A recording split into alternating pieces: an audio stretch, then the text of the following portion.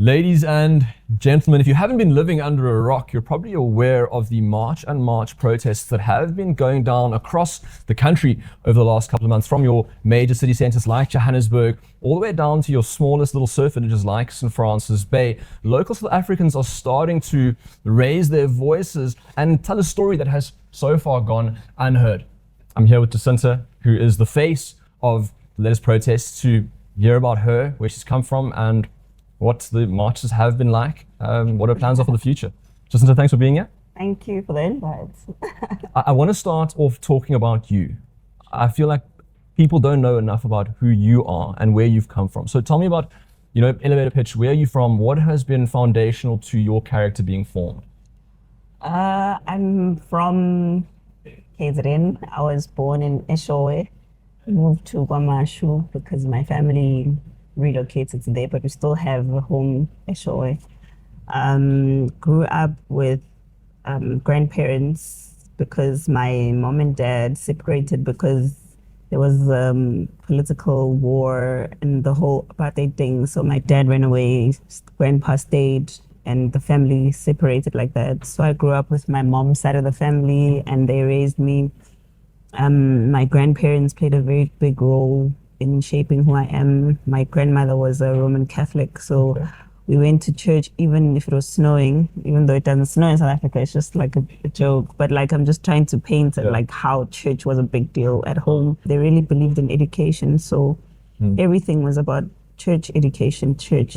That's why I think almost everyone at home went to school, got to university level, and then from there went to Johannesburg, lived there throughout high school and university. I came back to KZN, where I started my journey on radio, on UKZN radio. Okay. Because I loved radio so much. Yeah, and you've done well there. A lot, So I went through UKZN radio. The radio bug got me, started doing like community radio. I dropped out of university for a while. And I was growing in the radio space, but I went back to school. I was like, I have to get a degree somehow. So while I was getting an education, I was working, got my degree as well. And that's how I've been. I've been involved in a lot of community activism. I've done a lot of things in my community. And I've used my radio platform to help a lot of people, because I think that's what my core beliefs have been about. It's about me being happy when other people are happy, and when I bring about change in my community. So yeah, I think that's it really. Then I got married, and now I'm married with my husband, and that's it. Amazing. I think it's just cool to have a little bit of insight into you and who you are as a person. We hear so much about the movement that you've built, but I think very few people actually have got any insight into who you are. Yeah. And I think that's very cool too. So let's talk about these march and march protests that have come up and that you've been a big part of driving. A couple of months ago, I heard an announcement that there was a Nigerian king that had been appointed or crowned or was being honored in East London. And there was a bit of like a kerfuffle around that, and kind of paid it a little bit of attention, and I thought, flip, that's weird. And then this protest has kind of built, this movement has built over the last couple of months, popping up.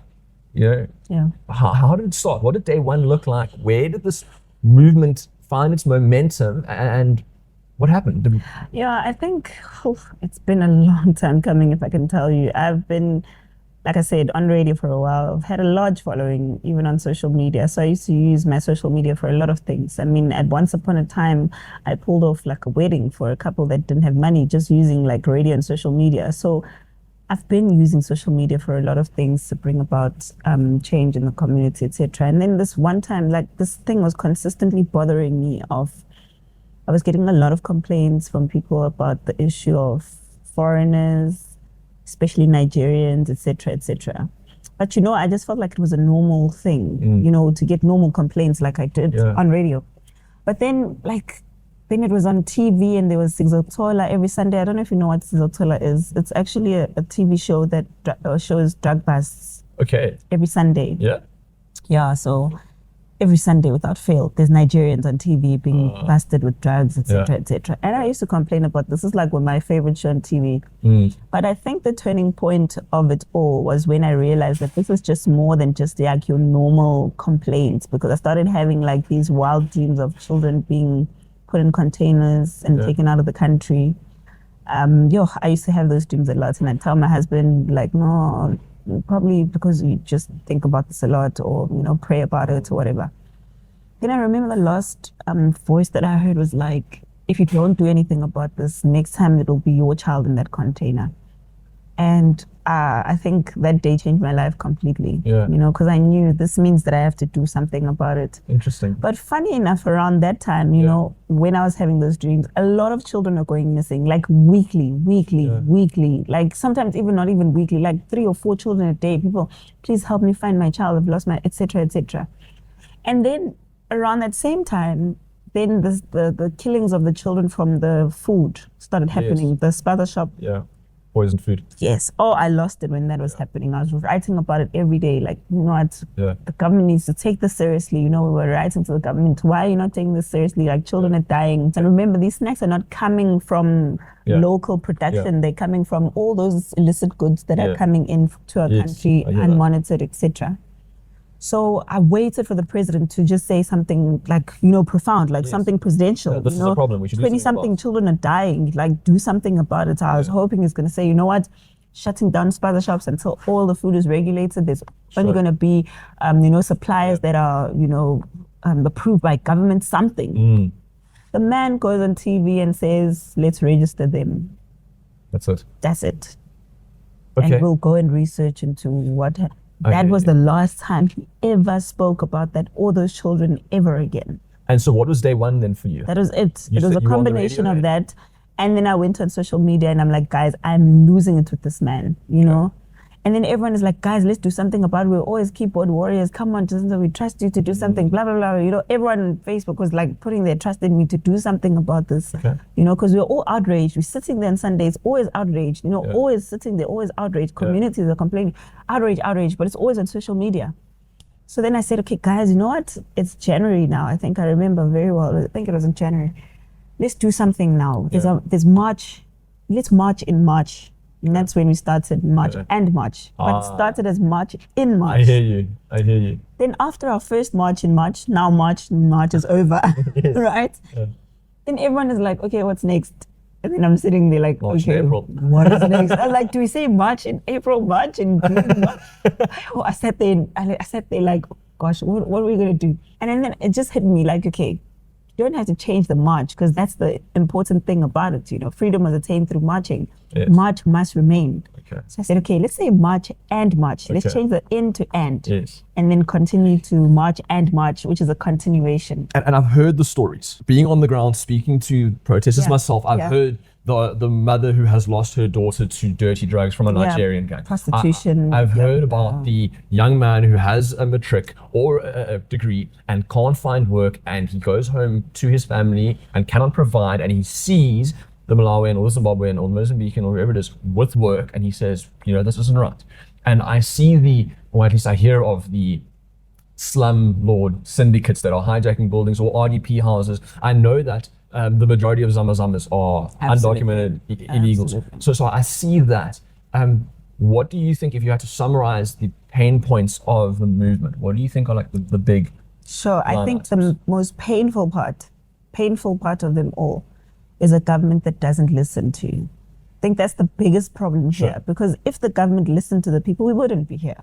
You wouldn't have to. I mean, we wouldn't have to be, because the government would have solutions. Like I'm telling you now, it started with the president ignoring the deaths of South African children. Yes. But you see what the painful part is that if those were foreigners or the children of foreigners, they know the outrage would come from the rest of the world and they would have acted accordingly.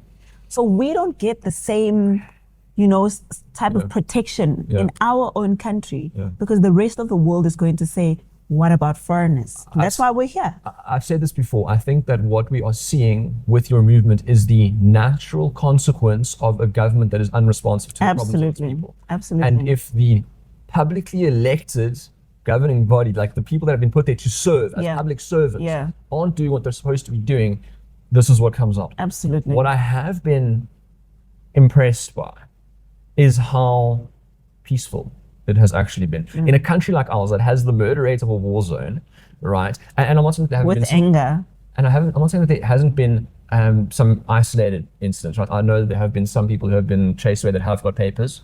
I know that there have been some people pulled out of their houses. I saw something about that online recently of a news story. I understand that, but for the most part, the fact that the mob, which generally once it's been set up and it's rolling, it's very hard to control, has been so peaceful. I think we were expecting like Durban July riots, most South Africans, I think, and it's actually been relatively peaceful considering. What do you attribute that to? Look, I think we've spent enough time with the people to know that things were going to get out of hand and quickly. Trust me, I think a lot of people don't realize how much our movement has contained the anger of the people. I can imagine. And people take that for granted. Like we just woke up in the morning and everyone is just peaceful. First of all, it started with people being scared to express just how angry they are. Yeah, because you get labeled xenophobic. Yes. That's been the natural thing. But within communities have been fed up. Sure. And that has been my fear, that once it topples over, people are going to start dying and nobody's going to be able to stop this thing. Yeah. So we've managed to teach people of their rights more than anything and remind them of their power. I think that's the most powerful thing that our government hasn't been able to do. Our government has disempowered South Africans, truly. I hear you. And to remind them that, listen, you have the power in you to say, we've never been consulted when it comes to ZDPs. We've never been consulted when it comes to refugees being in our communities. We've never been consulted with giving foreign nationals the right to come open spaza shops. That is where your power is as communities. But you're not going to be able to communicate your power through violence because we come from a violent background. So violence is a natural thing because we've never really rid ourselves of it. And people don't understand why there's so much crime. Because there's so much violence, there's been so much violence in this country from way back. You know, even when people protest, remember, the government has taught them that for us to hear you go in the streets and burn tires, it's the government's fault. I continue to say this. And so I'm so impressed by that power under control. You've maybe perhaps shown them their power, but it's been a power that's been held under control. It's meekness. That's a pretty important Christian principle to have. Is knowing you have. You know why? It's not that difficult, really. South Africans are kind people. And I think Ubuntu is a very important principle to us. People don't understand that the reason we have allowed this to go on for so long is because of that kindness exists. It's in us. It's not something that we have to import from somewhere to pretend that we have. But when kindness is overused and people feel mistreated in their own country, that kindness slowly dies out. So we have to try and balance between remember that kindness, don't let it go anywhere, but also you are just as important as a foreigner in your own country and don't let anyone take that away from you. The government is the problem. That's why I think we continuously say that the government is the problem. The unfortunate part though is that when South Africans wake up in the morning, they don't see governments, they see foreigners. You see what I mean? When they go and they're on social media and they're saying, you know, foreign nationals who are in the country legally must go. The people who respond and tell them we're not going anywhere, you won't do anything to us, are not the government. That's where the problem is. Trevor Noah is a very liberal, call him a clown, an entertainer perhaps. He said something that I thought was wise the other day. I heard him. And I actually took note of it because I don't often hear him say something that's profound. He said, it is easy to feed the poor dude on the street when your own fridge is full. When your fridge is empty, it's a lot harder. And I think it is governments failing that we're here after 30 years, that not even the border was standing, right? The fact they haven't had a border for the last 30 years is a problem. But our economy is stalled. We need to have at least 3 or 4% to have any kind of dent in the unemployment rate that we have, which is insane. I think it's like 43% on a world basis now. And we're at like 1%. So there is no hope for this future. There is no hope for more jobs coming. And then what's the natural response to that going to be? It has to be, we've got a problem. And then the focus lands on the immigrant who is taking the job and perhaps does bring some crime and is opening a spaza shop. Very, very organized. The Chinese, the Pakistanis, the Somalis come in. It's a criminal net. I don't want us to sugarcoat it. the spaza shop business has become a criminal network. I agree with it's no longer a normal business. I agree because with you. if you're killing South Africans who are opening spaza shops because you don't want them to open spaza shops where the areas you think belong to you, your territory, that is a crime network. It's gangsterism. It's not migrants who are poor running away from their conditions in Somalia and Ethiopia and Pakistan and Bangladesh. Big corporations. Very well established. And all of these people know each other. They have networks. And the biggest problem of this all is the money network. Where is the money that they are getting from these spaza shops? Because it's not going to SARS. It's not coming back to our economy. On top of that, the goods coming from the ports, it's a network from outside of South Africa. It's not a network in South Africa. And it doesn't benefit us either. The people keep making this thing look like it's all glossy. You know, like, oh, it's poor migrants coming in because they're poor, they're refugees and asylum seekers, and oh, they need to survive.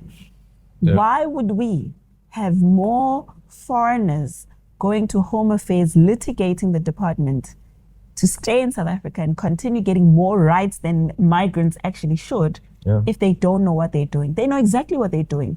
And let me tell you, you know exactly what they're doing because now they've started going to try and get voted for in communities and starting their own political parties, etc., etc. There was even a video of a member in parliament. I think I'll find that video. I'll try and find it for you. Who was saying that the Jews are coming here in numbers, so therefore we need to make sure that we bring in more Pakistanis from Pakistan to come to South Africa. I'd rather just have South Africans. That is exactly my point. You know, people are saying Jacinta is funded by Israel. I'm like, do you guys not hear what I'm saying? I don't care about foreigners coming from Israel, from Pakistan, from... As long as they have their paperwork. Even besides getting paperwork, because that's another element I want to go into. I care about South Africans right now. And I agree with you. I don't think that it's unfair to say, I'm for my family first. Yes. I'm not unkind if I put a lock on my gate and don't let strangers in. Not at all. And it's hard to say, you know, we can all come in and share of our infrastructure when our infrastructure is failing and cannot deliver services to its own people. Exactly. And our president has stood up, State of the Nation, and said, all are welcome. We won't send anybody away. Please all come and use our infrastructure. And then South Africans are saying, hey, I can't get What services. infrastructure are you wanting us to share with people in the first place? Okay, so but then answer me this. It feels like once we have chased all of these immigrants away, say they're gone tomorrow, that it will not have fixed the underlying problem that is government failing. But you see, that's where I feel a lot of people are wrong. Okay. The issue may be about migrants, but it's far bigger than that. It's about fighting a system, which is a government system. And once people are able to stand up to their government and remove that system completely, it ushers in new opportunities for new governance and a new system to take over the country. Is there a further larger revolution on the horizon then? The revolution has already started. And what does the it minute look like? South Africans are not sitting on their phones and they are on the streets demanding, trust me, it means this country will never go down. Okay, so then that scares me a little bit. I'll tell you why. I see the immigrant being made scapegoat, rightfully so. There's criminal elements, there's jobs being taken. I'm not disputing that, and I agree with you that they need to go. We need law and order. Okay, once they go, our economy's still stalled.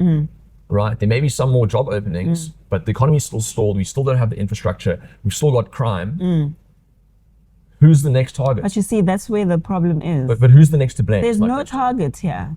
The issue is with government. The issue is with the system. But if we're saying it's with government, the system is allowing for migrants to currently clog the system so that South Africa does not grow, I hear you. then the problem is not only the migrants, it's the system. So when we fight the current system, we remove the problem, which is the migrants that are not allowing us to fight the government. I said this in one of the interviews. Let me explain to you how.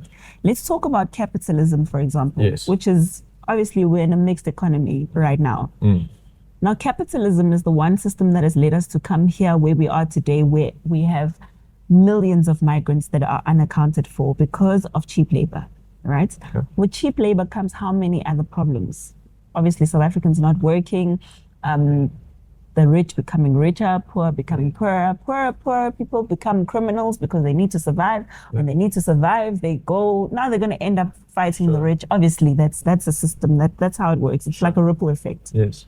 Now, if we're saying to the poor people, You have an opportunity to change the system. Yes. You can change your government. I hear And you. by changing your government, Yeah. it means dismantling all of these things at the same time. Because remember, let me give you an example. When we say that there's a lot of crime, migrants, whatever, right? What happens? There's more police visibility. When there's more police visibility, it's not justified migrants. When the police are there, they're not going to say, oh, no, I'm just chasing migrants down the streets. Yeah. I'm going to ignore you while you rob a store. It's not going to work that way. Even those who are committing crimes, there's more police visibility for all crimes throughout, which is something we've never seen happening in the country before. And I'm for more policing. That's great. But come back to the idea of we've put a target on the immigrant. That's the problem that we have within the system. And we're saying there's this bigger systematic problem that we have to take on.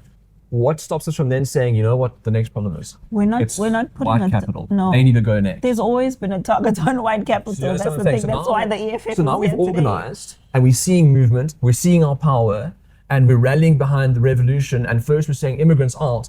What's to stop the next target? Because we need a target. There always has to be someone to blame. No, you see, that's where you and I will disagree. I'm not There's no disagreeing. I'm asking the question. The target is government. I repeat that again. But it's pointed at immigrants. No, the target is government for allowing the issue of illegal immigrants to thrive in the country. The target is government for not enforcing their own laws. The target is government. But you're not marching on Parliament to take on Parliament. No, we are. You're chasing immigrants away. No. Do you know what I mean? No. That's not true. All our marches went to either a government building or a police station. Yes. Ours ended at the police station, Point Road. You know why? Because Point Road is one of those places with organized crime where all of these Nigerians and all of these people are committing crimes. Yeah. There was one that went straight to the union buildings, which was not the first time we went to the union buildings, by the way. And all the other provinces went to a government building. And so you're going to the building? Yes, and we're handing over a memorandum to government and demanding answers from government. And these memorandums that we're handing over, by the way, are listing the same laws that we have in the country that the government is meant to be enforcing. It's not sitting there and saying, we're going to tell you there's 2 million migrants, remove them. What? No, we're saying there are laws that you wrote down. Yes. And you said, in order for me to hire a foreigner, for example, I need to follow this process. Currently, you're the same government that's not following that process. So the immigrant gets kicked out. The immigrant's being removed. Listen, I don't want you to. You see, this is why I want to keep shifting the goalpost to government, because we're talking about the law here. We're not talking about the immigrants. How does the government get kept to account? That's what we're doing right now. I've been to Parliament personally to make them account for them not enforcing their own laws. I've met with different ministers, education, the police minister, etc., because what we are referring to, I'm going to say again, is not the immigrant. It is the laws of the country that don't allow the immigrant to be here. Now the clash comes when the immigrants themselves, this is where I want people to be honest with themselves about the immigrants in this country. Immigrants in this country have been protected for a long time.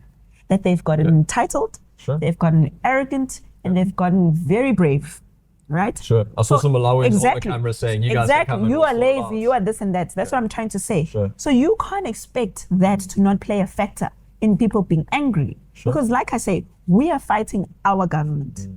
Our marches are to our government. We're not going to the drive-in where the Malawians are and saying remove. If we wanted to do that, trust me, we would have done that. We are seeing some people being grabbed and chased away and papers checked. Well, let me tell you, I don't want to account for things that other people are doing. That's not on us. Because we've never even preached that. I'm going to account for what we say and what we do. So, like I said, communities are angry. Remember, I said this from the beginning, from the onset. And that is because of government's failures. But I still maintain we must never take away from the role that the immigrants themselves have played. Because if you're in a foreign country and you start telling the natives of that country you're not going anywhere, Mandela said this is our country, we are going to... You can't pretend like those people are innocent. And that's the problem I have with South Africa. A lot of people are acting like migrants are just these, all of them. And you know, one thing you must have noted, I don't know if you noted this, and it worries me that our government didn't find a problem with that. So many of them are being interviewed. Oh, life is not the same in South Africa. There are no jobs, blah, blah, blah. There are no jobs. Or almost all of them are complaining that there are no jobs in South Africa. So what exactly were they doing in the country? How are they surviving? Why are people not asking themselves those questions? Why are they not asking them that question? The flip side is that you have South Africans complaining that all the jobs are going to immigrants. No. Listen to what I'm saying. I'm saying to you, South Africans don't have jobs, right? Statistically, that's been Sure, massive proven, blah, blah, blah. Yeah. That's okay. Yeah. But I'm saying we've got people coming from Malawi, Mozambique, Zimbabwe, Nigeria, all of this, coming to our TVs. I mean, I'm seeing this even on 6 October that I was talking about when they ask Nigerians, why are you selling drugs? Because there are no opportunities. So what are you doing in the country? I think How are you surviving? Opportunities. There definitely are loads of immigrants that But listen to what I'm saying.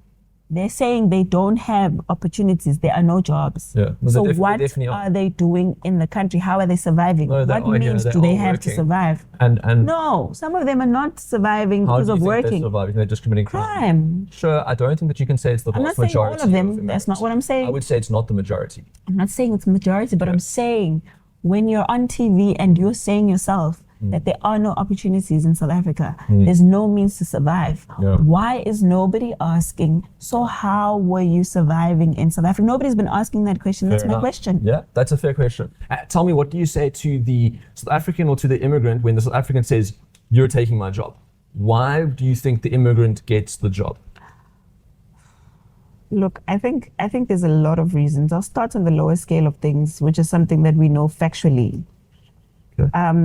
There's a minimum wage in the country. We know that. There's a lot of unions that have caused problems for people, especially employers who get tired of explaining themselves to unions because South African employers have protection when they're under unions, and unions. Employees have protection. Employees, yes.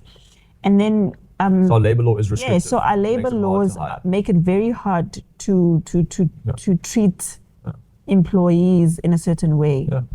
So employers will obviously naturally take advantage of an opportunity where they can avoid dealing with labor unions and dealing with the minimum wage and paying as little as they can. I mean, how often do you think that really happens? I've heard that is like a lot. There's an entire TV show on it as well, on TV, so when where they find hundreds and hundreds of people working in factories. But those are lower level, like I said, lower level entry jobs. That's what I'm trying to explain. Because any company that's registered with SARS has to account for their salaries to be expensed, needs to be able to show paperwork. But they do hire some South Africans, remember. So they do that, and then they manipulate the paperwork. I think it's a tough argument to say that everybody's skirting that kind of law. SARS is one of the few institutions that does work in this country. Our conversation in general needs to be cognizant of the fact that we're not talking about everyone. Even when I talk about committing crime, I'm not talking about every migrant committing crimes. I'm just talking about things that we have seen as perpetuating the problem and causing more problems.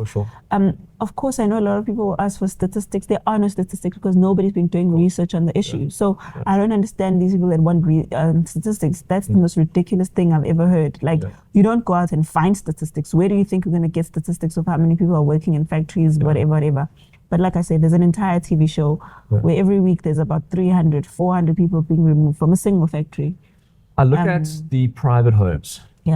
And I look at the gardeners and the home cleaners, very often seem to be Zimbabweans, Malawians. And when I ask them, are you being paid less? Very seldom they're being paid less. They're saying we show up when we need to show up, and we have the right attitude.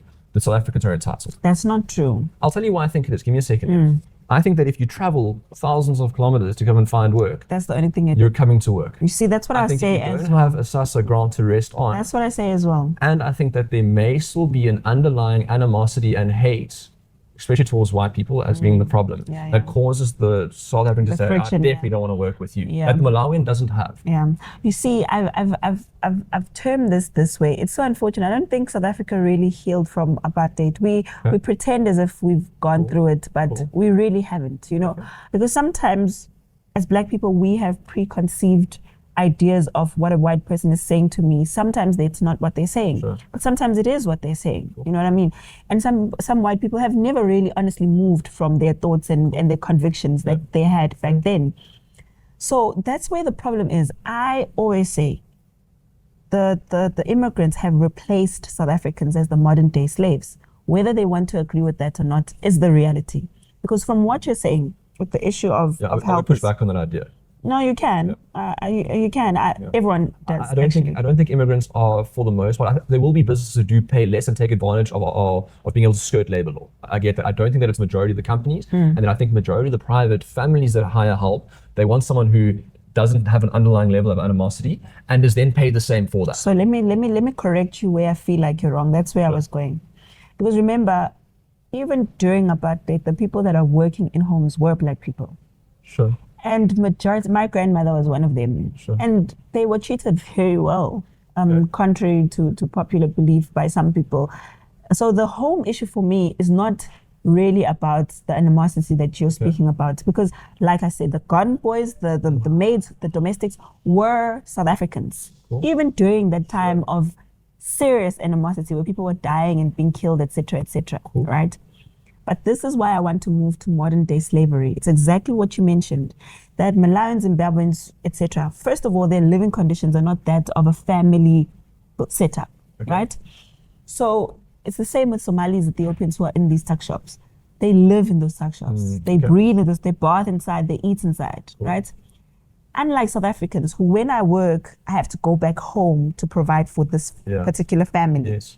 And we have a certain life that we live. Yeah. Right? Got a basic that you need. Yes. So that's why you'll see all these hijacked buildings where there's 4 families living in a 2-bedroom house. Because we don't care what conditions we live in. Yeah. As long as we can take money back home. Yes. Which is why I call it modern day slavery. So you can live in the worst conditions, be treated in the worst way, but because you need this money, you won't even complain even if you work until 12 o'clock at night. Yeah. It's the same with these tuck shops, because remember back in our days, as a culture, even in our African families, there was a time where you had to be home. All of us, you had to be home. That was a family thing. At home, get at a certain time. Some families would pray, some wouldn't pray. That was the culture. Now these shops are open until 12, 1 o'clock in the morning. Boys are hanging out in the shops. That's where the drugs come in. That's where the alcohol comes in. That's where a lot of things that are not our norms have changed. Say we and send that's the everyone's problem. home now. Do you think that there is perhaps something to be said for us changing labor law, cutting away a minimum wage, which is a synthetic flaw that is not necessarily free market and is actually can be a detrimental and a down current on employment? Is there not work that we can be doing within our system itself to change employment for people, kickstart businesses, right? Is there any part of your mind that says, we're going to get rid of the cancer, the wound, scrub it out, but what can we do to really grow the body again? I don't think there's any need to get rid of the minimum wage. Okay. I think the biggest problem that we must look at is these many taxes that we're paying. Because, businesses are paying ridiculous amounts of tax for survival. And sometimes we don't even know where SARS takes this money, Those are things that we should be worried about. Minimum wages for survival of a worker, and they deserve that money. They worked for it, An employer can't be cutting money that I worked for. But as well, the employer can't be paying a ridiculous amount of money to SARS to maintain the business. I think we don't really pay much attention to SARS. And I think that's where most of our problems could possibly be solved. I agree with you big time there. I'll 100% back with you on that side. Tell me, you mentioned going to Parliament in the past. There was a meeting with the president and some of your colleagues. Yeah. You didn't get an invite to the meeting. No. What happened? Why? I don't know. I don't even want to delve much into that, because sometimes I know politics is like a dirty game. Sometimes they could be doing this for their own reasons to try and fit into some narrative. Are they trying to create a split? I think, from what I've noted and what I've listened to them when they speak, they say a lot of things about, some of these organizations are pushing political agenda, whatever. So I do feel like they're trying to imply that maybe like this whole, I've noted a lot of fear around Jacob Zuma, and I have a Zuma surname. We're not related to Jacob Zuma, but for some odd reason, I think this is the only surname in the world where you can have the same, they can be a Smith in South Africa, they can be a Smith in America, but nobody says, oh, you're a Smith, are you related to Jacob Zuma? Like everywhere I go, like, is Jacob Zuma your father? Like I've only had the Zuma surname for a couple of years, but my God, it carries a lot of, it's scary. Like it's got a lot of negative undertones to it and a lot of, so I'm just like a Zuma who's married to my husband, who's not a Zuma, who's related to Jacob Zuma, but somehow anything that you say is already attributed to Jacob. You can't, we've spoken to a lot of political parties. Almost all of them. ANC was the first political party, first one we approached to join our marches. Who has joined? They we've had it, I'll tell you now. So when we approached the ANC, they rejected us completely, right? And we've met with a lot of political parties. IFP, yes, they did, unfortunately for them. So IFP, we've met with PA, we've met with the DA, we've met with a lot of political parties. Some of them we had to explain who we are, like the DA. They don't get what we're doing, but still we met them because we're trying to make them understand what we're doing. Yeah. So the minute I met with the MK, or when I spoke at the MK extended an invite to say, come and, we've got to march against this. We know how you guys talk about service delivery. Yeah. Come and speak. And we made this public. We published the letters to show, okay, the MK is inviting us. I went there, I spoke to the crowd.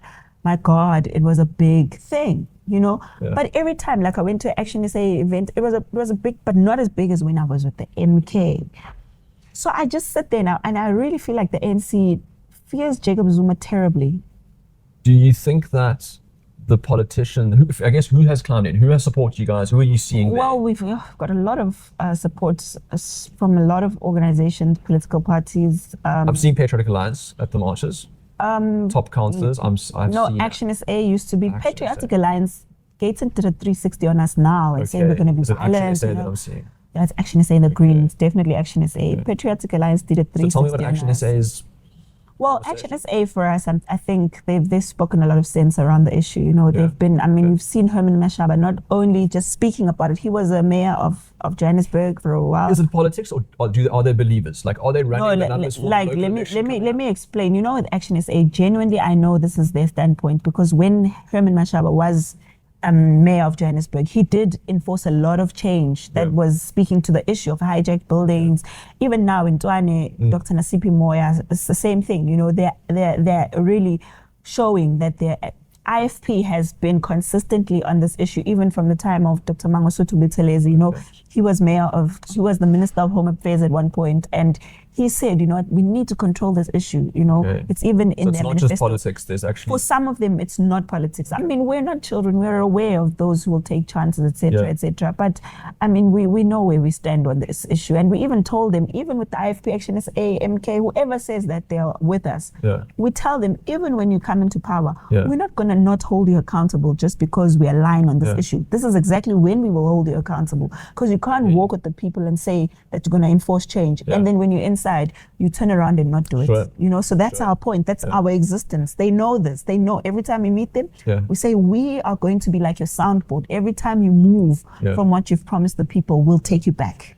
I know Herman, Action SA, had kind of punted you as a political runner for the mayor of eThekwini.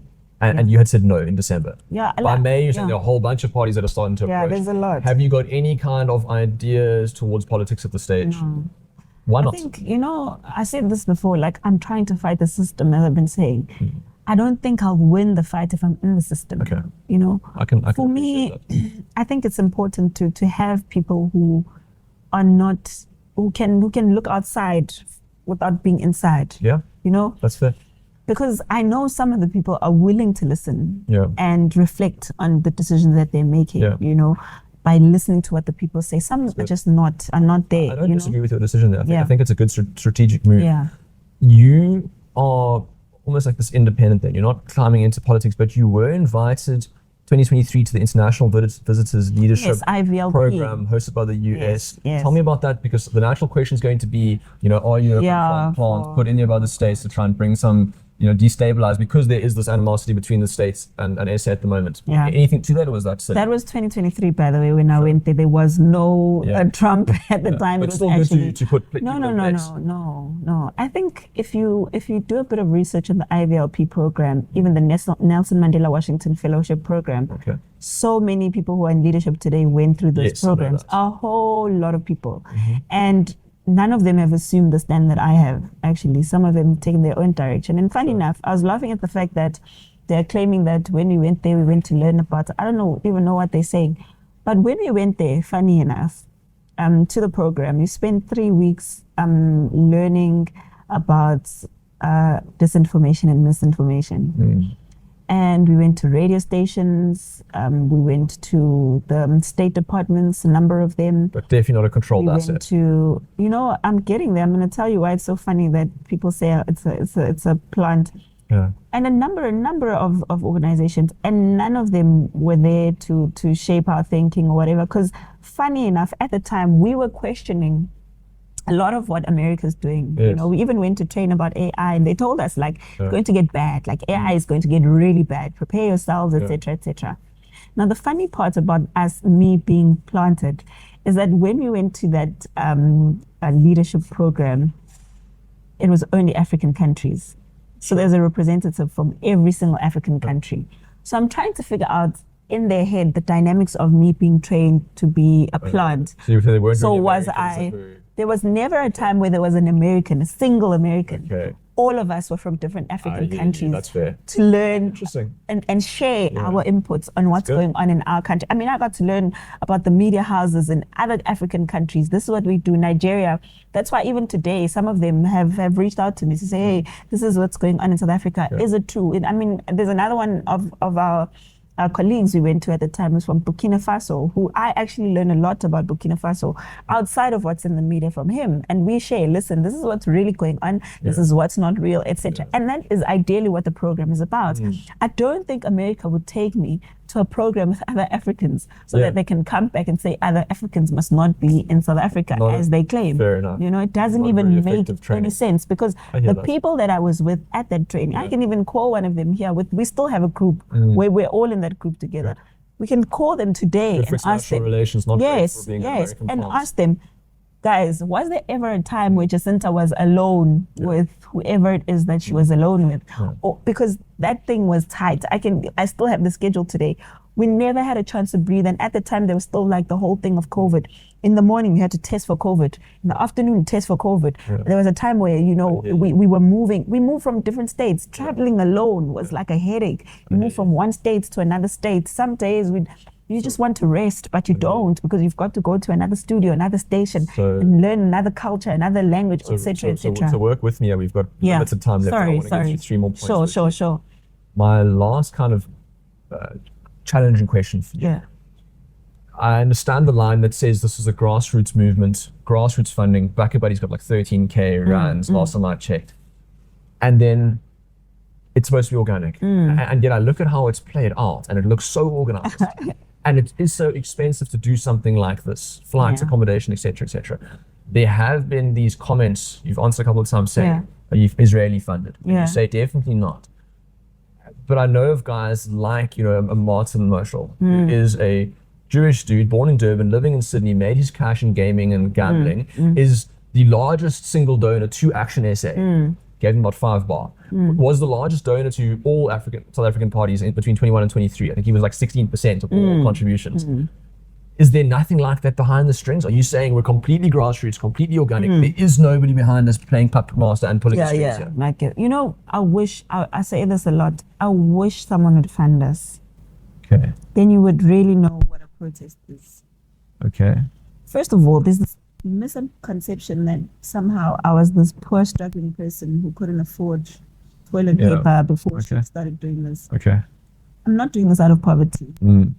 All my kids are in private school. I don't use public health care. I don't. That's the life I lived even before starting March and March. Sure. And it's not going to change because now I'm doing March and March and what. Yeah. The reason I relate to everything that's going on is because, like I said, of my upbringing. Yes. And the fact that I still have a home where I'm still normal. You know what I mean? And we love South Africa. Life might have changed for me, but I wanted to change for as many people that it can change. I hear you. It's not just about me. Yeah. You know, this thing is far bigger than me. You know, if you are a person that can only think about yourself and within yourself, you never grow as a person. And having been on radio taught me how many problems people have. Sure. Outside of the things that I know and understand. You know, people have serious problems out there. Yeah. Now, when they say there's flights and accommodation, I've booked my own flights, I've booked my own accommodation. My husband has been able to take care of me and everyone because it's a flight. You know, I mean, I was traveling even before doing March and March. I was proposed to in France. You know what I mean? It's not like your first time flying. I get you. You know, I got excited because Jesus Christ, there's March and March, now I can fly. I was traveling with my own money. I've been to several countries with my husband, just traveling, having fun. You know what I mean? And we wanted that for ourselves to say, you know what, we want people to travel to life and feel safe. So completely distancing ourselves from any kind of accusations on. I'm just going to explain to you. When people say that, where do you get the funding from? I ask myself, funding, what funding do people think we need? Exactly. That's we need transport, people come for themselves. So organic, grassroots. People come for themselves. I hear you. People buy their own t-shirts when they need t-shirts. There's no food that's being provided. There's no anything that's being provided. But we do have people that say, for example, when we had a stage now at the protest that we just had, That stage was massive. We're never going to afford that, you know. But there's business people who say, listen, I don't want anyone to know, but I'm going to pay for the stage. Okay. And we don't ask for that money for ourselves because we know they're also afraid that the minute they deposit money to us, when they check our records, they're going to say, oh, this one was funding the money. So therefore, the money's good. So we say, you know what, pay for the stage. Okay. Pay for the water. Give us the water. That's all we want. Limited and to specific. Trust me. Listen to what I'm saying. You know, if we had funding, sure, South Africa would not move for days. Do you think it'd be more effective in what you're... Beyond effective. Okay, so tell me, what does the plan look like next? Where are we going from here? I don't know who whoever you just mentioned is, but if we can get him to sponsor me with just like that 2-bar, trust and believe me, the government will respond to what the people want. Because I think that the problem here is that we've got a government that doesn't respond to poor people. They want poor people to act outside of character so that they can change from looking at the concern to focusing on what they're doing. They've mastered that. Sure. So they no longer talk about immigration crisis. They talk about violence. Because they've been the one talking about violence. We've never mentioned violence, by the way. Not once. So now that's what the government wants to achieve. They want to shift the focus from the immigration crisis to being about South Africa being violent. And that, I say this even now, you might not understand this, but if that was a bunch of white people marching the streets the other day, today the government would have come up with a comprehensive plan on immigration. And you know I'm not lying. You know I'm not lying.